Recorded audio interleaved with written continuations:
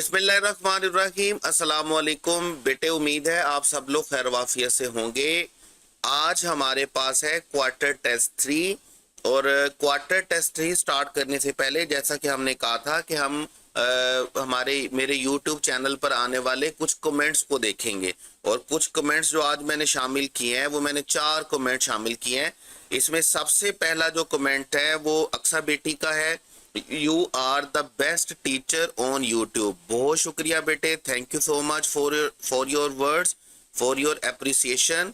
Keep supporting and keep sharing with others. दूसरों को भी बताते रहें, दूसरों को भी शेयर करते रहें। उसके बाद है शुमाइला बेटी, thank you sir for your helping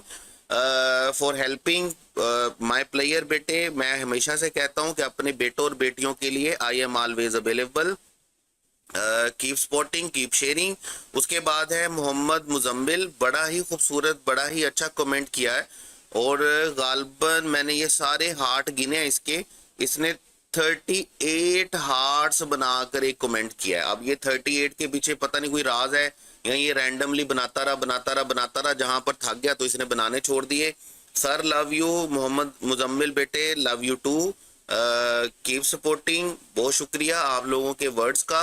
और उसके बाद जो लास्ट कमेंट है आज का वो है रिजवान अहमद का कमेंट और उसने कमेंट किया है कि 2020 से 2025 तक इंग्लिश एमडी कैट के पास पेपर सोल्व करवाएं ऑल यूनिवर्सिटीज के।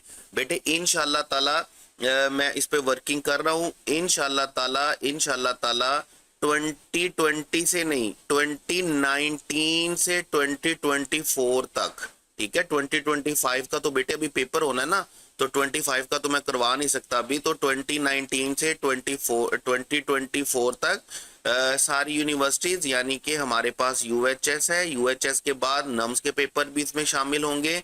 उसके बाद हमारे पास फेडरल का, यानी कि जितनी भी examination MDCAT conducting authorities हैं हर सूबे की, उन सब के पेपर इंशाल्लाह ताला डिस्कस करेंगे।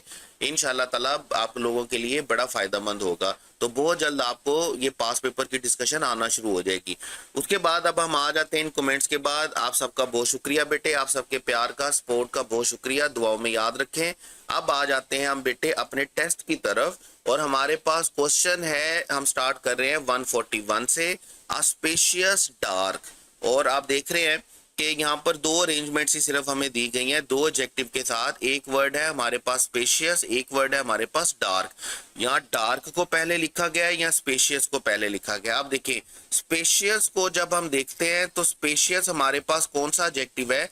स्पेशियस हमारे पास एडजेक्टिव ऑफ साइज है और डार्क हमारे पास एडजेक्टिव ऑफ कलर है, ठीक है। हमने क्या कहा था, मैंने आपको 10 तरह का एडजेक्टिव बनाया था। मैं बार बार आपको ये रिपीट करवाता रहता हूँ, याद करवाता रहता हूँ। सबसे पहला हमारे पास है ओपिनियन, उसके बाद साइज, उसके बाद फिजिकल क्वालिटी, उसके बाद शेप, उसके बाद age, colour, origin, material, type और पर्पस। ये 10 तरह का जो एडजेक्टिव है आपके पास बेटे, ये आपने याद करना है, रट्टा मारना है किसी ना किसी तरह का, अपनी चॉइस के मुताबिक, अपनी इंटरेस्ट के मुताबिक इनका निमोनिक्स बना ले। किसी तरह भी इनको आपने इसी अरेंजमेंट में याद करना है। क्वेश्चन आसान तरीन होगा, आसान तरीन एमसीक्यूज आपको दिया जाएगा, आपको सिर्फ इसकी अरेंजमेंट को जस्टिफाई करना होगा। अब आप देख रहे होंगे कि एक हमारे पास है क्वेश्चन में एडजेक्टिव ऑफ साइज और एक है हमारे पास एडजेक्टिव ऑफ कलर। अब हम साइज को देखेंगे तो साइज हमारी लिस्ट में है दूसरे नंबर पर, और जब हम कलर को देखते हैं तो कलर है हमारे पास 6ठे नंबर पर। इसका मतलब पहले साइज आएगा और उसके बाद हमारे पास क्या आएगा? कलर आएगा। तो इसका मतलब हमारे पास क्या बनता है कि पहले सेंटेंस में स्पेशियस आना चाहिए, बाद में डार्क आना चाहिए। अब पहला स्पेशियस और बाद में डार्क की वजह से हमारा बीटा और डेल्टा ऑप्शन डार्क की वजह से क्या होता है? गलत। अब हमारा पॉसिबल आंसर जो हो सकता है वो अल्फा और चार्ली में से, आगे हम देखेंगे। Cell has been found in recent discovery और इन आ रिसेंट डिस्कवरी। अब देखिए मैंने आपको क्या बताया कि इनडेफिनेट आर्टिकल के लिए आपने ये देखना है कि जो आपका नाउन है वो 3 कंडीशंस को पूरा कर रहा है। उसमें पहली कंडीशन जो आपके पास क्या है कि नाउन का क्या होना जरूरी है? कॉमन होना जरूरी है। प्रॉपर नाउन से पहले हम इंडेफिनिट आर्टिकल नहीं लिखेंगे। कॉमन नाउन के साथ साथ उसका क्या होना जरूरी है, काउंटेबल। अनकाउंटेबल से पहले भी हम इंडेफिनिट आर्टिकल नहीं लिख सकते, और अनकाउंटेबल होने के साथ साथ उस काउंटेबल होने के साथ साथ उसका क्या होना जरूरी है बेटे, सिंगुलर होना जरूरी है, क्योंकि प्लूरल से पहले हम इंडेफिनिट आर्टिकल नहीं लिख सकते। तो अगर आपका नाउन ये तीन कंडीशंस को पूरा कर रहा है, आपका नाउन कॉमन है, आपका नाउन काउंटेबल है, आपका नाउन सिंगुलर है, तो आपने लाजमी तौर पर उससे पहले इंडेफिनिट आर्टिकल लिखना है। जैसे यहाँ पर डिस्कवरी का वर्ड देखिएगा, डिस्कवरी कॉमन है, डिस्कवरी का चूंकि प्लूरल होता है डिस्कवरीज, इसका मतलब ये काउंटेबल है और ये है भी सिंगुलर फॉर्म में, तो हमें इससे पहले लाजमी तौर पर इनडेफिनेट आर्टिकल लिखना होगा, जो कि अल्फा में लिखा हुआ है जबकि चार्ली में नहीं लिखा हुआ। तो इसका मतलब हमारा करेक्ट ऑप्शन बेटे कौन सा चलेगा, हमारा करेक्ट ऑप्शन यहाँ पर ऑर्डर ऑफ एडजेक्टिव की वजह से और इंडेफिनिट आर्टिकल की वजह से कौन सा रहेगा, अल्फा। उसके बाद है हमारे पास question 142, Simran danced in the college function elegantly yesterday. देखें ये हमारे पास दूसरी तरह का ऑर्डर है, वो था ऑर्डर ऑफ एडजेक्टिव, और ये हमारे पास क्या है, order of adverb. Order of adverb के बारे में मैंने आपको क्या कहा था कि बेसिक अरेंजमेंट आपने याद रखनी है। बेसिक अरेंजमेंट है MPT। एम का मतलब सबसे पहले क्या आएगा बेटे, हमारे पास मैनर आएगा, मैनर के बाद हमारे पास क्या आएगा, प्लेस आएगा, प्लेस के बाद हमारे पास क्या आएगा, टाइम आएगा। अब जरा इन तीन चीजों को देखिएगा। अब हम सेंटेंस पढ़ेंगे, सिमरन डांस एलिगेंटली येस्टरडे या इन द कॉलेज। तो हमें सबसे पहले क्या लिखना है, हमें सबसे पहले लिखना है मैनर।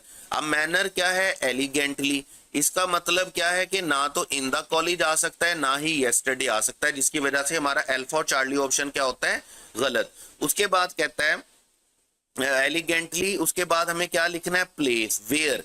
वेयर मतलब इन द कॉलेज फंक्शन, इसका मतलब है एलिगेंटली के बाद अब येस्टरडे यानी कि टाइम नहीं लिखेंगे, दूसरे नंबर पर आपको क्या लिखना है, प्लेस लिखना है। इसका मतलब हमारा बीटा ऑप्शन भी गलत, और लास्ट में डेफिनेटली हमारे पास क्या आ जाएगा, टाइम आ जाएगा। तो ये जो MPT की जो हमारे पास अरेंजमेंट है वो हमारे पास कौन से ऑप्शन में मुकम्मल हो रही है बेटे, डेल्टा में। और इसके साथ मैंने आपको क्या बताया था कि अगर इंटेंसिटी होगा, वेरी मच होगा, तो वो डेफिनेटली हमारे पास कहां पर आता है, मैनर से पहले। इंटेंसिटी, एडवर्ब ऑफ इंटेंसिटी हमेशा कहां पर आएगा, मैनर से पहले। रीजन हमेशा कहां पर आएगा, सेंटेंस के लास्ट में। और एफर्मेशन और निगेशन जो कि दो वर्ड्स होते हैं हमारे पास, यस और नो, ये दो वर्ड्स हमेशा सेंटेंस में कहां पर आएंगे, स्टार्ट में आएंगे। तो ये 6 एडजेक्टिव की हमारी क्या अरेंजमेंट मुकम्मल होती है, जिसको हम क्या बोलते हैं, order of adverb. Basic arrangement आपने याद रखनी है, MPT होती है, मैनर, प्लेस और टाइम, जिसकी वजह से हमारा करेक्ट ऑप्शन बेटे कौन सा चलेगा, डेल्टा। उसके बाद है हमारे पास question 143, I did not participate in the function, she neither does या शी नाइदर डिड। अच्छा आप यहाँ पे देखिए, तीन वर्ड्स आपने ذहन में रखने हैं, तीन एक्सप्रेशन आपने ذहन में रखने हैं। पहला है आपके पास आइदर, दूसरा है आपके पास नाइदर और आइदर, और तीसरा है आपके पास नाइदर। पहला है टू, दूसरा है आइदर और तीसरा क्या है, नाइदर। अब याद रखिएगा टू हम यूज करते हैं पॉजिटिव रिस्पॉन्स के लिए। टू कौन से रिस्पॉन्स के लिए यूज होता है, पॉजिटिव रिस्पॉन्स के लिए। आइदर याद रखिएगा हम यूज करते हैं नेगेटिव रिस्पॉन्स के लिए। इसी तरह आपने याद रखना है कि नाइदर भी हम यूज करते हैं किसके लिए, नेगेटिव रिस्पॉन्स के लिए। नेगेटिव रिस्पॉन्स के लिए आइदर भी यूज होता है और नाइदर भी यूज होता है। जैसे देखें, अगर आपसे कोई कहता है कि आई लाइक नॉवेल्स, आपने ये कहना है कि मैं भी नॉवेल्स को लाइक करता हूं या लाइक करती हूं, तो आप पॉजिटिव रिस्पॉन्स के लिए, पॉजिटिव स्टेटमेंट के बाद पॉजिटिव रिस्पॉन्स के लिए कौन सा वर्ड यूज करेंगे, टू। आप इसको क्या बोलेंगे, आप बोलेंगे आई लाइक टू। आपको कुछ और लिखने की जरूरत नहीं है कि आप क्या पसंद करते हो, करती हो, करते हो। आपको सिर्फ ये बताना है I like to. I like to का मतलब क्या है कि मैं भी नॉवल को पसंद करती हूँ या पसंद करता हूँ। अगर आपने नेगेटिव स्टेटमेंट के बाद नेगेटिव रिस्पॉन्स देना है, जैसे अगर आपको किसी ने कहा कि आई डोंट लाइक नॉवेल्स, कि मैं नॉवल पसंद नहीं करता, और आपने आगे से ये कहना है कि मुझे भी नॉवल पसंद नहीं है, मैं भी नॉवल को पसंद नहीं करता, तो ऐसी सूरत में आप देख रहे होंगे नेगेटिव स्टेटमेंट है तो नेगेटिव रिस्पॉन्स देना आपने। तो ऐसी सूरत में या तो आप आइदर यूज करेंगे या नाइदर यूज करेंगे। अगर आप आइदर यूज करना चाहेंगे ना तो आपने याद रखना है आपका सेंटेंस होगा आई डोंट आइदर। आपने वर्ब रिपीट नहीं करना चाहे, अगर करना चाहे तो कोई प्रॉब्लम नहीं है। तो आई डोंट आइदर, या आप इसे क्या लिखेंगे आई डोंट लाइक आइदर।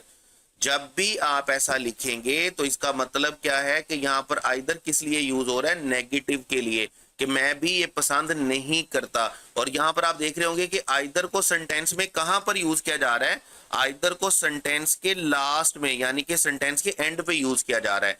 जबकि नाइदर के साथ अगर आप ये एक्सप्रेशन लिखना चाहेंगे तो फिर आपको सेंटेंस नाइदर से स्टार्ट करना होगा और नाइदर के साथ आपको इन्वर्जन लिखनी होगी। इन्वर्जन का मतलब आपको क्या लिखना होगा, हेल्पिंग वर्ब पहले लिखना होगा और सब्जेक्ट बाद में।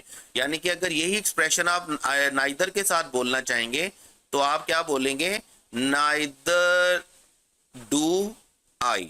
आपको नाइदर से स्टार्ट करना है। नाइदर सेंटेंस में कहां पर आएगा, स्टार्ट में आएगा, और स्टार्ट के साथ ही आपको याद रखना है कि आपने इसके बाद क्या लिखनी है, इन्वर्जन लिखनी है। इन्वर्जन का मतलब क्या है कि आपने पहले हेल्पिंग वर्ब लिखना है और फिर उसके बाद आपने क्या लिखना है, सब्जेक्ट लिखना है।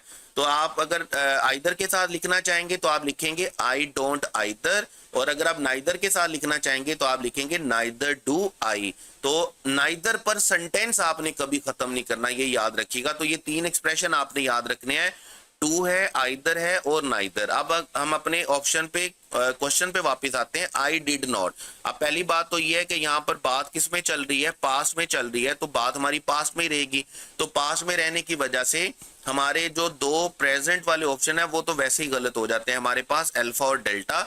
अब शी नाइदर डिड या नाइदर डिड शी, ये मैंने अभी आपको बताया कि जब आप नेगेटिव स्टेटमेंट के बाद नेगेटिव रिस्पॉन्स देंगे, आप नाइदर के साथ जब लिखेंगे तो नाइदर सेंटेंस के स्टार्ट में आएगा, उसके बाद हेल्पिंग वर्ब आएगा और उसके बाद आपके पास सब्जेक्ट आएगा, यानी कि आपको इन्वर्जन लिखनी है।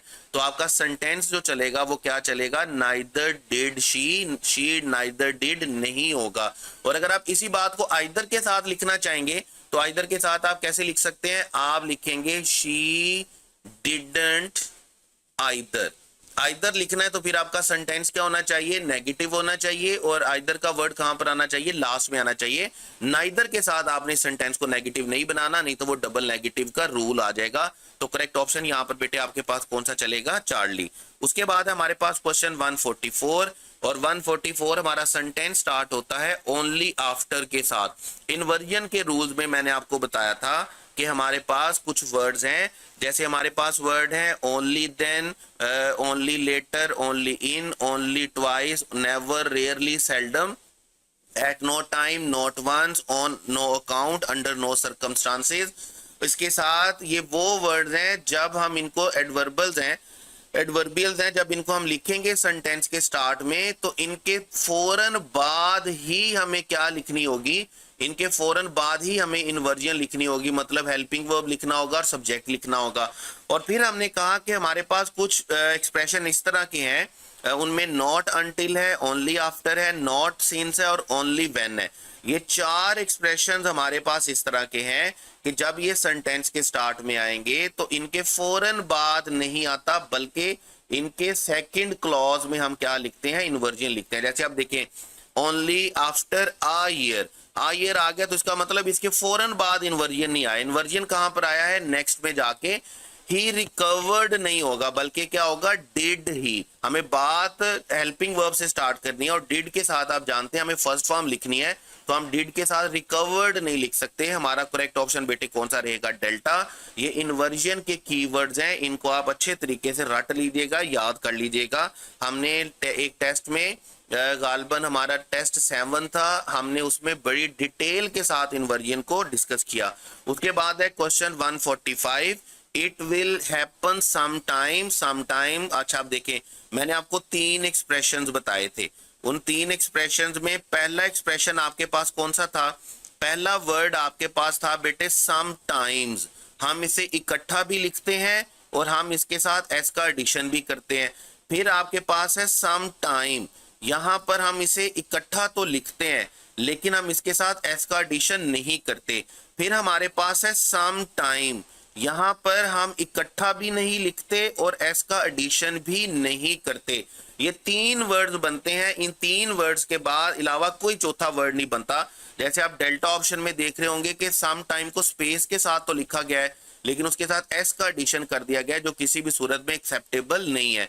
अब जब आप लिखेंगे ना सम टाइम्स, तो इसका मतलब हमारे पास क्या होता है, ऑफन, बाज औकात, जिसको आप क्या बोलते हैं, अक्सर औकात। ठीक है, ये इंडेफिनिट फ्रीक्वेंसी के तौर पर यूज होता है कि कभी कभार, बाज औकात के लिए हम कौन सा वर्ड यूज करते हैं, सम टाइम्स। और जब आप विदाउट एस लिखेंगे, इकट्ठा लिखेंगे सम टाइम को, तो ये इंडेफिनिट फ्यूचर के लिए यूज होता है कि कभी हम ऐसा जरूर करेंगे, कभी ऐसा जरूर होगा, कभी ऐसा होगा। तो ऐसी सेंस में हमें कौन सा वर्ड लिखना होता है, ऐसी सूरत में हमें लिखना होता है सम टाइम, जो इकट्ठा तो है लेकिन उसके साथ एस का एडिशन नहीं है। और जब आप स्पेस वाला सम टाइम लिखेंगे जिसके साथ एस का एडिशन भी नहीं है, तो इसका मतलब हमारे पास होता है ड्यूरेशन। ड्यूरेशन का मतलब हमारे पास क्या होता है, जब हमने कहना हो थोड़ी देर, जैसे मैं कहता हूं कि मैं थोड़ी देर से इंतजार कर रहा हूं, तो मैं सेंटेंस क्या बनाऊंगा, I have been waiting for some time. और यहाँ पे जो सम टाइम आएगा वो स्पेस वाला आएगा, विदाउट एस वाला आएगा। तो अब अगर हम अपने सेंटेंस को देखें, it will happen some time and somewhere. It will happen का मतलब हमारे पास क्या है कि ये जरूर वाकया होगा कभी कहीं। अब कभी कहीं का मतलब हमें यहाँ पर जो वर्ड चाहिए वो ड्यूरेशन वाला नहीं चाहिए, वो कभी कभार वाला, बाजुकात वाला नहीं चाहिए। यहाँ पर हमें कौन सा वर्ड चाहिए, सम टाइम। जैसे मैंने अभी आपको बताया, ये सम टाइम किस वर्ड, किस टाइम के लिए यूज होता है, ये इंडेफिनेट फ्यूचर के लिए यूज होता है, जब हमने कहना हो कि कभी ऐसा जरूर होगा, कभी ऐसा देखेंगे। तो करेक्ट ऑप्शन बेटे हमारे पास कौन सा चलेगा, अल्फा। उसके बाद है हमारे पास क्वेश्चन 146, लिटल डैट। अच्छा, अब यहाँ पे मैं 2 रूल्स आपको बता रहा हूँ। पहला रूल तो ये है कि हमने लिटल, आ लिटल, दा लिटल, ये इससे पहले वाले टेस्ट में भी डिटेल से पढ़ा। बहुत सारे बच्चों के मैसेजेस आए हुए थे कि सर इसको ना आर्टिकल के साथ जरा समझा दीगा, तो इसलिए ये क्वेश्चन डाला गया आपके पास। अब देखें, जब आप लिखेंगे ना लिटल, तो लिटल का तो वर्ड याद रखिएगा, लिटल का तो मतलब क्या होता है, नियर टू नथिंग।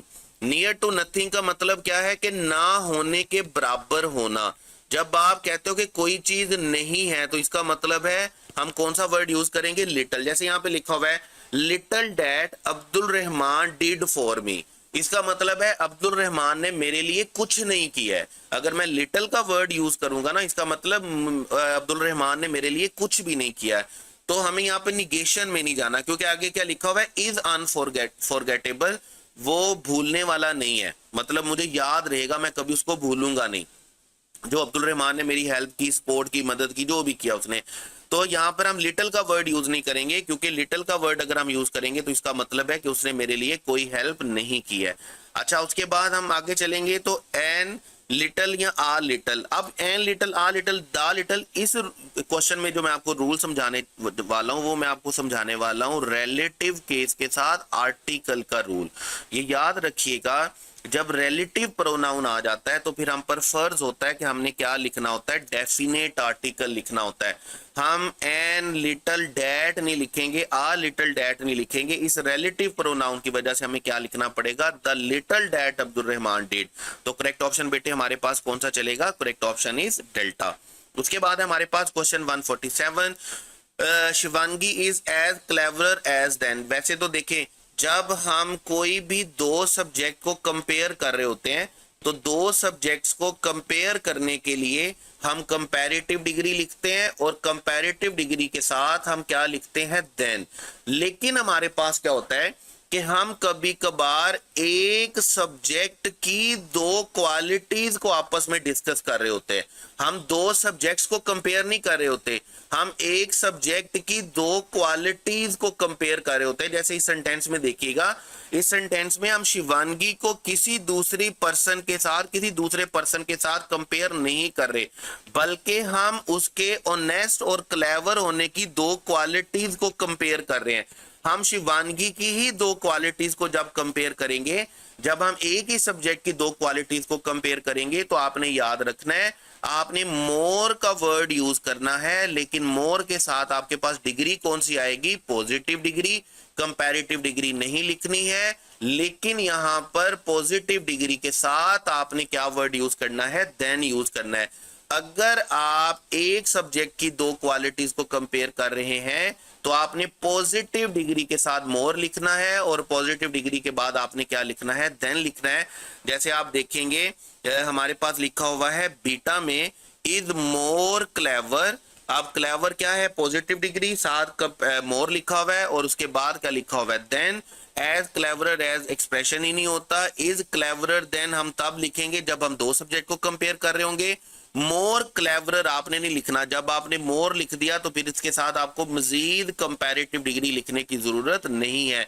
तो इसका मतलब हमारा करेक्ट ऑप्शन बेटे कौन सा चलेगा, हमारा करेक्ट ऑप्शन चलेगा बीटा। उसके बाद है हमारे पास question 148, he is faster than. जब देन के बाद एनी आ जाता है तो हमें पता है कि हमें क्या लिखना होता है, एनी अदर बॉय लिखना होता है, हमें एनी अदर लिखना होता है। तो करेक्ट ऑप्शन हमारे पास कौन सा चलेगा, हमारे पास करेक्ट ऑप्शन चलेगा बीटा। हमें सुपरलेटिव डिग्री नहीं लिखनी देन के साथ, हमें एज फास्ट एज नहीं लिखना डैट के साथ, हमें करेक्ट ऑप्शन कौन सा लिखना है, beta. He is faster then any other boy in the school. उसके बाद है हमारे पास 149, the strand is one of London's busiest. अब ये रूल अभी भी हम कर आए कि जब आप एंड के साथ दो सुपरलेटिव डिग्री लिखेंगे तो आपको EST वाला पहले लिखना है, आपको मोस्ट वाला बाद में लिखना है और आपको आर्टिकल सिर्फ पहले वाले के साथ लिखना है। लेकिन आप यहाँ पर देख रहे होंगे यहाँ पर पोजेसिव केस आ गया, तो जब हमारे पास सुपरलेटिव डिग्री से पहले पोजेसिव केस आ जाता है तो सुपरलेटिव डिग्री से पहले पोजेसिव केस आने पर हम डेफिनेट आर्टिकल यूज नहीं करते, याद रखिएगा। तो यहाँ पर हमारे पास करेक्ट ऑप्शन कैसे चलेगा, लंदन द बिजिएस्ट नहीं होगा। हम सुपरलेटिव डिग्री से पहले अगर पोजेसिव केस नाउन प्रोनाउन का आ जाए तो हम उससे पहले डेफिनेट आर्टिकल यूज नहीं करते। सेकंड वन के साथ हम डेफिनेट आर्टिकल यूज नहीं करते, इसका मतलब हमारा बीटा ऑप्शन भी गलत होगा। और उसके बाद आप देख रहे होंगे कि बिजिएस्ट एंड मोस्ट एफ्लुएंट तो ठीक लिखा हुआ है, लेकिन एक और रूल जो आपने यहाँ पर अप्लाई करना है वो किसके साथ है, वन ऑफ के साथ। वन ऑफ के साथ आने वाला नाउन आपके पास हमेशा क्या होगा बेटे, प्लूरल होगा। आप बहुत सारों में से एक ही बात कर रहे होते हैं तो आप सिंगुलर नहीं लिखेंगे। जैसे यहाँ पर हम वन ऑफ स्ट्रीट नहीं लिखेंगे, बल्कि हम यहाँ पर क्या लिखेंगे, वन ऑफ स्ट्रीट्स लिखेंगे। तो करेक्ट ऑप्शन बेटे हमारे पास कौन सा चलेगा, करेक्ट ऑप्शन इज डेल्टा। तो दो रूल आपने यहाँ पर देखने हैं, एक सुपरलेटिव डिग्री का आर्टिकल के साथ और एक आपने देखना है वन ऑफ का सिंगुलर और प्लूरल के साथ। उसके बाद हमारे पास 150, Sean want discuss his personal life with dash. अब देखें ये भी हम बात कर चुके, हमने बड़ा डिटेल के साथ इसको डिस्कस किया था कि तीन एक्सप्रेशन है हमारे पास, सम है, एनी है और नो है। एफर्मेटिव सेंटेंस के साथ हमने क्या यूज करना है, सम। नेगेटिव के साथ हमने क्या यूज करना है, एनी, अगर हमारा सेंटेंस नेगेटिव है। और अगेन अगर हम नो यूज करना चाहेंगे तो हमारा सेंटेंस क्या होना चाहिए, एफर्मेटिव होना चाहिए। अगर हम नेगेटिव के साथ नो का कोई एक्सप्रेशन यूज करेंगे तो इसका मतलब क्या है, हम डबल नेगेटिव का एरर कर रहे हैं। और ये रूल सिर्फ सम, एनी और नो वाले वर्ड्स के साथ नहीं है, ये इनके साथ बनने वाले हर वर्ड के साथ है। जैसे हम इनके साथ बॉडी का वर्ड लगाते हैं तो समबॉडी बनता है, एनीबॉडी बनता है, नोबॉडी बनता है। जैसे हम इनके साथ वेयर का वर्ड लगाते हैं तो समवेयर बनता है, एनीवेयर बनता है, नोवेयर बनता है। जैसे हम इनके साथ थिंग का वर्ड लगाते हैं तो हमारे पास समथिंग, एनीथिंग, नो, नथिंग बनता है। इसी तरह हम वन का वर्ड लगाते हैं तो हमारे पास समवन, एनीवन और नो वन का वर्ड बनता है। तो ये याद रखिएगा, ये रूल सिर्फ और सिर्फ सम, एनी और नो के वर्ड के लिए नहीं है। अब यहाँ पर आप देख रहे होंगे अल्फा, बीटा, चार्ली, डेल्टा, चारों ऑप्शन में हमारे पास सेंटेंस क्या दिया हुआ है, नेगेटिव दिया हुआ है।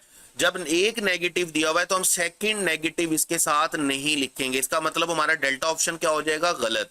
उसके बाद आप देख रहे होंगे नोबडी, अगेन हमारे पास नेगेटिव आ गया तो हम नेगेटिव के साथ नेगेटिव नहीं लिखेंगे, क्योंकि अगर हम नेगेटिव के साथ नेगेटिव लिखेंगे तो इसका मतलब हम मैथ के बेसिक रूल को क्या कर रहे होते हैं, वायलेट कर रहे होते हैं कि माइनस माइनस हमारे पास क्या होता है, प्लस होता है। तो हम दो नेगेटिव इकट्ठा नहीं लिखेंगे। और दूसरी बात, जहां पर नेगेटिव एक्सप्रेशन आ जाएगा, नेगेटिव के साथ हमें सम का एक्सप्रेशन नहीं लिखना, क्योंकि सम का एक्सप्रेशन हमें किन सेंटेंसेस के साथ लिखना होता है बेटे, हमें एफर्मेटिव सेंटेंसेस के साथ लिखना होता है। तो करेक्ट ऑप्शन बेटे हमारे पास कौन सा चलेगा, करेक्ट ऑप्शन इज चार्ली।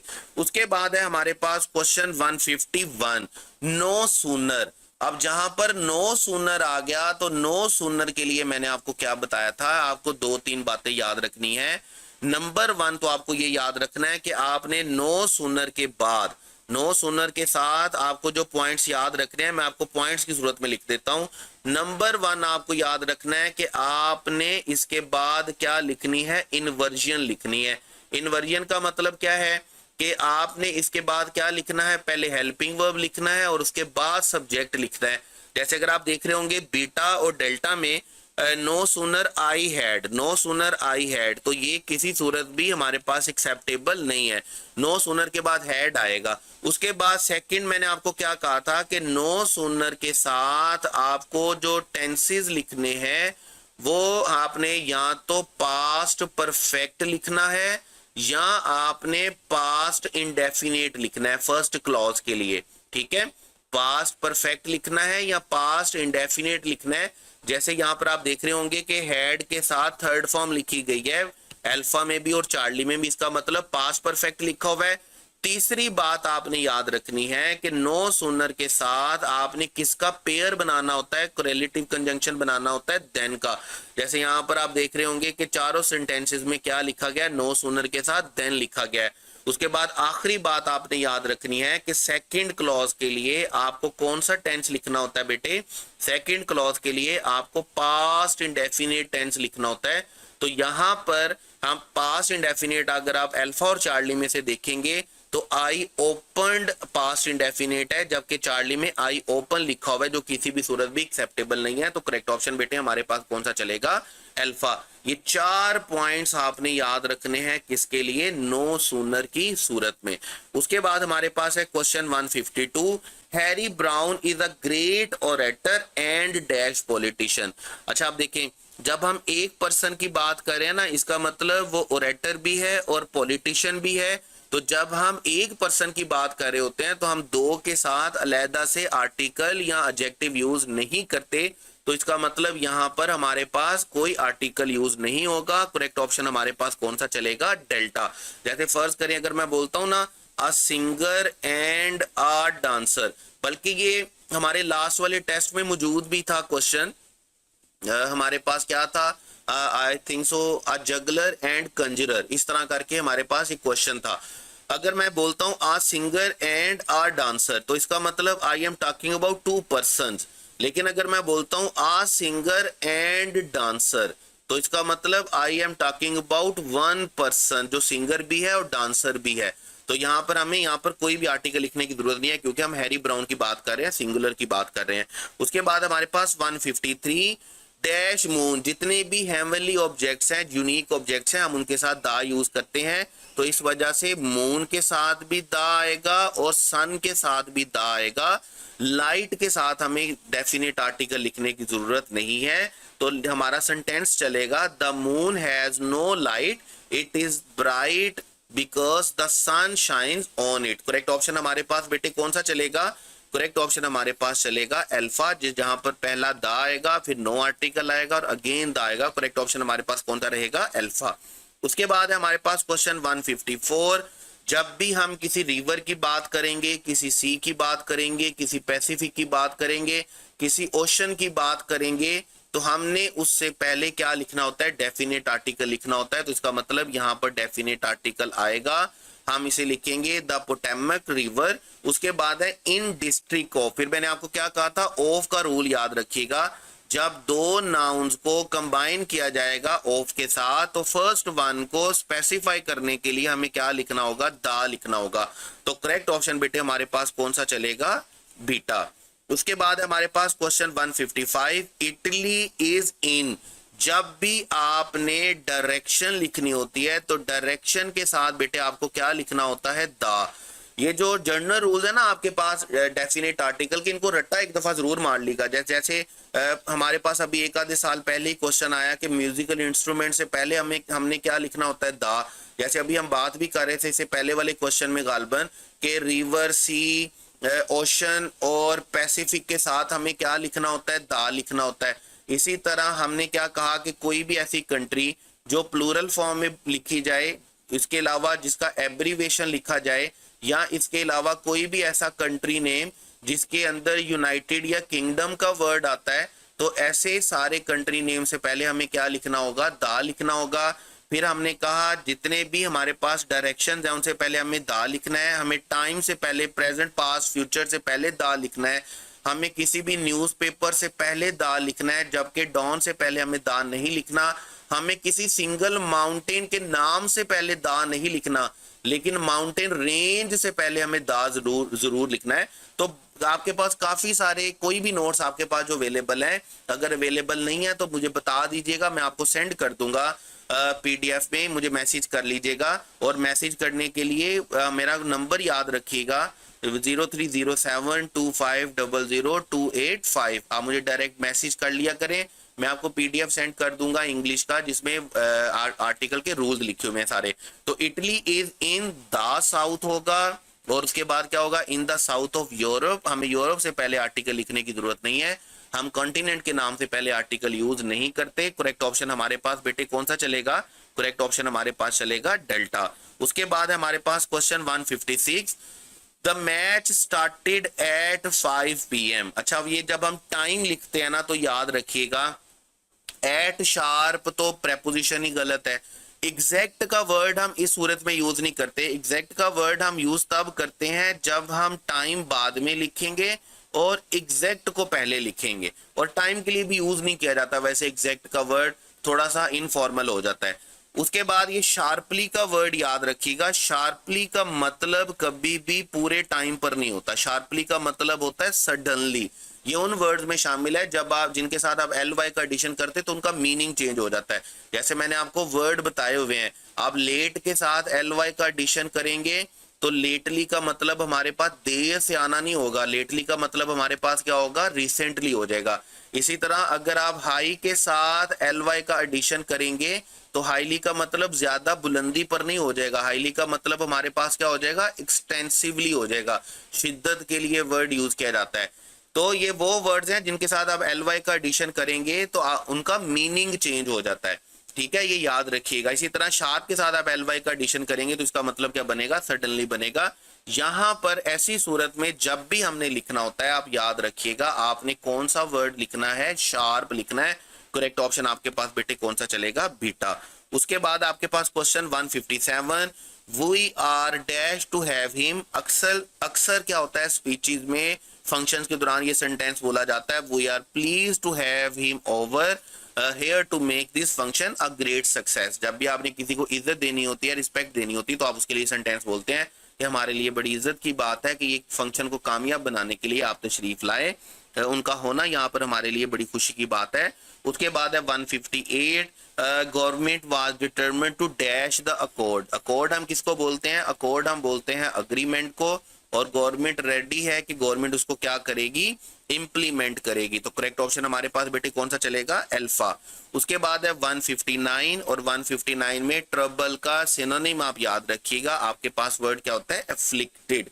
आपने अक्सर देखा होगा बच्चों ने अपनी शर्ट के आगे भी लिखा हुआ होता है, टी शर्ट्स के आगे लिखा हुआ होता है अफ्लिक्शन। अफ्लिक्शन का मतलब हमारे पास क्या होता है, ट्रबल। अफ्लिक्शन का मतलब क्या होता है, स्ट्रेस, एंजाइटी, परेशानी को हम बोलते हैं, तकलीफ को हम बोलते हैं। तो करेक्ट ऑप्शन हमारे पास बेटे कौन सा चलेगा, अफ्लिक्टेड। उसके बाद है लास्ट क्वेश्चन आज की डिस्कशन का हमारे पास अबंडेंट, और अबंडेंट का याद रखिएगा, अबंडेंट का सिनोनिम हमारे पास इनमें से क्या होगा, रिलिंक्विश्ड होगा, जिसका मतलब होता है हमारे पास सरेंडर करना, जिसका मतलब होता है हमारे पास हवाला करना, हवाले करना, जिसका मतलब हमारे पास होता है भागना, छोड़ना, आजाद करना। तो इसके लिए हम अपने पास कौन सा, हमारे पास करेक्ट ऑप्शन बेटे कौन सा चलेगा, चार्ली। ये थी आज की डिस्कशन हमारे पास क्वार्टर टेस्ट 3 की। मुझे बड़ा अल्लाह के घर पर, अल्लाह की ज़ात पर यकीन है कि आपको मेरी बात अच्छे तरीके से समझ आ रही होगी। अगर आपको मेरी बात अच्छे तरीके से समझ आ रही है, आप बात को समझ रहे हैं, तो आपने लाजमी तौर पर अपने दूसरे फेलोज के साथ इस इंग्लिश के लेक्चर्स को, डिस्कशंस को ज़रूर शेयर करना है। उनको ज़रूर मेरे यूट्यूब चैनल इंग्लिश विद सरअद्दीन के बारे में बताना है, अच्छे अच्छे अल्फाज के साथ बताना है, अच्छे अच्छे कमेंट्स करने हैं, लाइक करने हैं। और एक बात जो मैं कभी भी नहीं कहता, वो मैं भी मतलब बात कर रहे होते हैं तो मेरे सारे कजन्स और भाई और दोस्त भी कहते हैं कि यार तो अपने लेक्चर में लाजमी तौर पर 2-3 दफ़ा ये कहा कर कि मेरा लेक्चर, मेरा जो यूट्यूब चैनल है वो सब्सक्राइब ज़रूर करें। बहरहाल मैं तो इस बात को मानता हूँ कि अगर आप क्वालिटी का काम कर रहे हैं, क्वालिटी वर्क कर रहे हैं, तो लोग खुद ब खुद करेंगे, आपको सब्सक्राइब करेंगे। फिर भी दीनदारी रखने के लिए, दुनियादारी रखने के लिए मैं कह देता हूँ, जैसे अमूमन कहा जाता है एक फ़न वे में, लाइटर मोड में, कि इस तरह के मज़ीद अच्छे अच्छे लेक्चर्स के लिए मेरे यूट्यूब चैनल को सब्सक्राइब करें, बेल यूनिट को दबा लें, बेल बटन को दबा लें, ताकि आपको नई वीडियो अपलोड होने पर नोटिफिकेशन मिले। आप शेयर करें और अच्छे अच्छे कमेंट्स करें। इसी बात के साथ अल्लाह हाफिज़, गुड बाय, टाटा, wish you all the best.